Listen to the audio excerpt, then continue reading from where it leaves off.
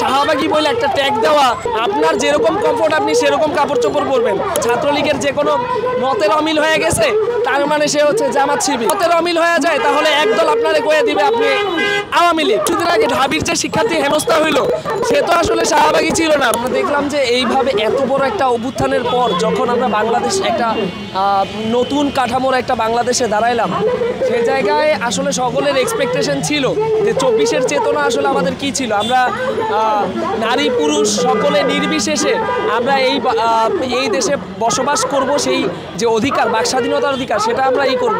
কিন্তু আমরা দেখলাম কি যে যখন অভ্যুত্থান শেষ হয়ে গেল এবং এরপর একটি অংশ পায়তারা নিল কীরকম যে নারীদেরকে যে মাইনাস করে দেওয়ার যে একটা প্রবণতা, সেই প্রবণতাটা দেখা গেল।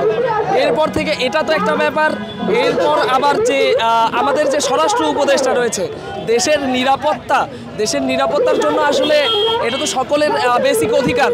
খাদ্য নিরাপত্তাটা সবাই ডিজার্ভ করে, কিন্তু সে জায়গা থেকে জাহাঙ্গীর নামে একজন ব্যক্তি স্বরাষ্ট্র উপদেষ্টা, যে কিনা একজন ব্যর্থ এবং অথর্ব একজন উপদেষ্টা, যে গদিতে বসে আছে এবং আমার যে দেশের জনগণ সাধারণ মানুষ, আমার মা বোন তাদের নিরাপত্তা দিতে পারতেছে না।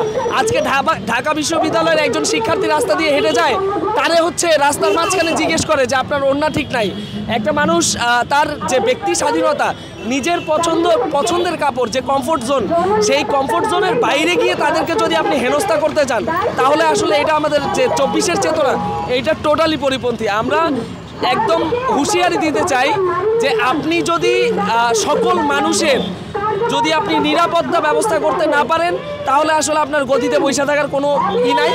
একদম সুন্দর মতো আপনার নিজের দায় স্বীকার করে সরি বলে আপনি জাস্টি করে ফেলেন। আমরা আগে দেখতাম যে ছাত্রলীগ একটা কাজ করতো, ছাত্রলীগের যে কোনো মতের অমিল হয়ে গেছে তার মানে সে হচ্ছে জামাত শিবির। এখন ব্যাপারটা এরকম হয়ে গেছে কিছুটা যে আপনার যদি মতের অমিল হয়ে যায় তাহলে একদল আপনারে কয়ে দিবে আপনি আওয়ামী লীগ, আবার আরেক দল একটু দেখা গেছে যে আপনি জামা কাপড়ের স্বাধীনতা, এটা তো ভাই বেসিক একটা জিনিস। আপনার যেরকম কমফোর্ট আপনি সেরকম কাপড় চোপড় পরবেন। এখন আপনি এইটার বিরুদ্ধে আপনাকে যখন হেনস্থা করা হইতেছে, এইটার বিরুদ্ধে যখন আপনি কথা বলতে যাবেন, তখন যদি আপনাকে শাহবাগী বইলা দিয়া মানে একটা চাপাই দেওয়া হয়, এটা তো আসলে কোনো না, অযৌক্তিক কথা বইলা কোনো কিছুই হয় না। আপনার শাহবাগ থেকে আমরা এই 24-এর আন্দোলন উঠে আসছে, শাহবাগ থেকে মানে আরও বড় বড় আন্দোলন যেগুলোর উত্থান হয় শাহবাগ থেকে। তো আপনি এইখানে মানুষজনের শাহবাগী বলে একটা ট্যাগ দেওয়া, আমরা তো দেখছি এই যে কিছুদিন আগে ঢাবির যে শিক্ষার্থী হেনস্থা হইলো সে তো আসলে শাহবাগী ছিল না, বা ওই সকল যে আপনারা বলেন যে শাহবাগী নাস্তিক এইসব কথা, উনি তো ছিল না। উনি তো একজন প্র্যাকটিসিং মুসলিম ফ্যামিলি থেকে আসছিল, তাহলে তার ওনা নিয়ে এই কথাটা কেন আসলো?